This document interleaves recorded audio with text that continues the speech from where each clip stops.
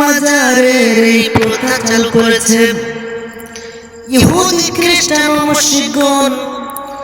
প্রিয় হাজিরিন, ইহুদি খ্রিস্টান আর মুশরিকরা বিভিন্ন নবী ও ওলি বা কাল্পনিক ওলিদের ভক্তির নামে ইবাদত করত।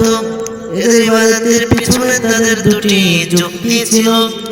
প্রথমত, এরা আল্লাহর প্রিয়, কাজে এদের ডাকলে আল্লাহর নৈকট্য লাভ করা যায়, এটাই তারা ভাবত। দ্বিতীয়ত, এরা আল্লাহর কাছে সুপারিশ করে বিপদ কাটিয়ে দেন, প্রয়োজন মেটান। এজন্য তারা এদের মূর্তি বানিয়ে বা এদের কবরের কাছে যে মাজারের কাছে যে এদের স্মৃতি বিজড়িত স্থান, গাছ পাথর ইত্যাদির কাছে এসে এদের কাছে প্রার্থনা করত, এদের নামে মানত করত, এদের নামে পশু জবাই করত, এদের নামে ফসল উৎসর্গ করত, এদেরকে সাজদা করত। এই ব্যাপারে আল্লাহ তাআলা বলছে, ওয়াল্লাযীনা ইত্তাখাযু মিন দুনিহি আউলিয়া মা না'বুদুহুম ইল্লা লিয়ুকাররাবুনা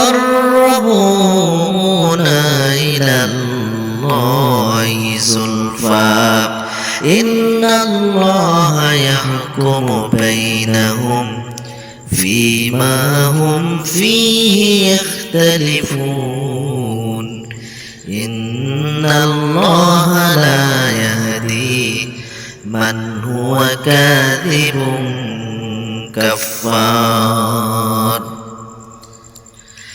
আল্লাহ রাব্বুল আলামিন বলছে, আর যারা আল্লাহ ছাড়া অন্য ওলি আউলিয়াকে বন্ধুরূপে গ্রহণ করেছে, তারা বলে আমরা তো এদের শুধু এজন্য ইবাদত করি যে এরা আমাদেরকে আল্লাহর সান্নিধ্যে পৌঁছে দেবে।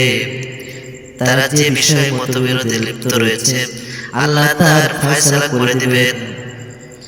যে মিথ্যাবাদী কাফের, আল্লাহ তাকে সৎ পথে পরিচালিত করবেন না। যারা ওই কুপথ গ্রহণ করেছে, আল্লাহর পথ ছেড়ে দিয়ে যারা মাজারের পথ বেছে নিয়েছে, তারা নিজেরা ব্যভিচারে লিপ্ত হয়, খারাপ হয়ে যায়, তাদের সন্তানদেরকে ওই জাহান্নামের পথ দেখায়। এভাবে আমরা দেখেছি যে আল্লাহর অবতার উদ্দেশ্য নয়, বরং আল্লাহর নৈকট্য, সন্তুষ্টি ও দয়া লাভের সাথে তারা আল্লাহ ছাড়া অন্য উপাস্যের ইবাদত করত।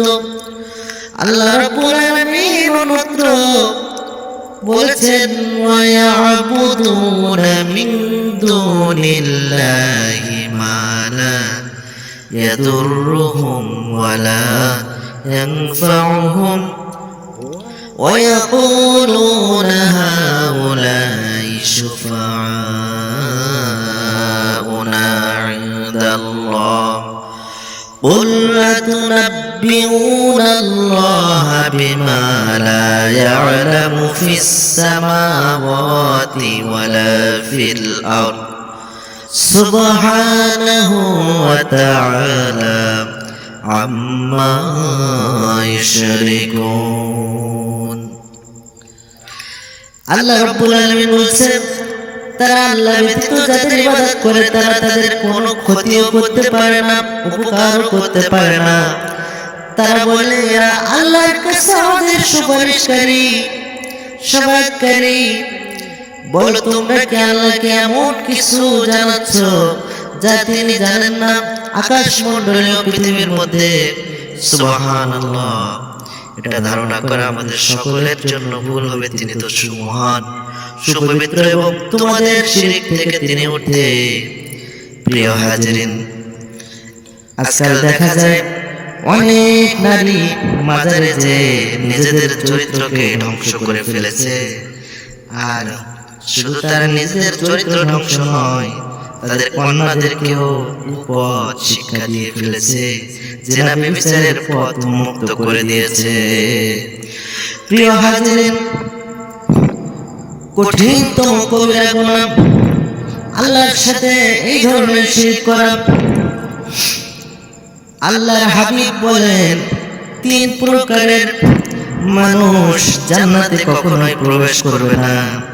হাদিস শরীফের মধ্যে উল্লেখ আছে সালাসাতুন লা ইয়াদখুলুনাল জান্নাতা ওয়া লা ইয়ানজুরুল্লাহু ইলাইহিম ইয়াওমাল কিয়ামাতি আল-আক্কু লিওয়ালিদাইহি ওয়াল মাররাতুল মুতারাজ্জালাতু ওয়াদ-দায়ুস। আল্লাহর হাবিব বলেন, তিন ব্যক্তি জান্নাতে প্রবেশ করবে না এবং কিয়ামতের দিন আল্লাহ তাদের দিকে তাকাবেন না। এক নম্বর হলো পিতামাতার অবাধ্য আর অবাধ্যতা করা, আর দ্বিতীয় নম্বর হলো পুরুষের পোশাক বা সাজগোজ পরিধানকারী মহিলা, এবং তিন নম্বর হলো দায়ুস মহিলা যার চরিত্রের কোনো ঠিক নাই। দায়ুস মহিলা ব্যাখ্যা দিয়েছেন যে দায়ুস মহিলা হলো সে যে তার পরিবারের সদস্যদের অশ্লীলতাও মেনে নেয়। মেয়ে খুব খারাপ পথে চলে যাচ্ছে, সন্তান খারাপ পথে চলে যাচ্ছে, সেটাকে সে মেনে নেয়। এই ধরনের মহিলা কিয়ামতের দিন আল্লাহর জান্নাতে প্রবেশ করবে না।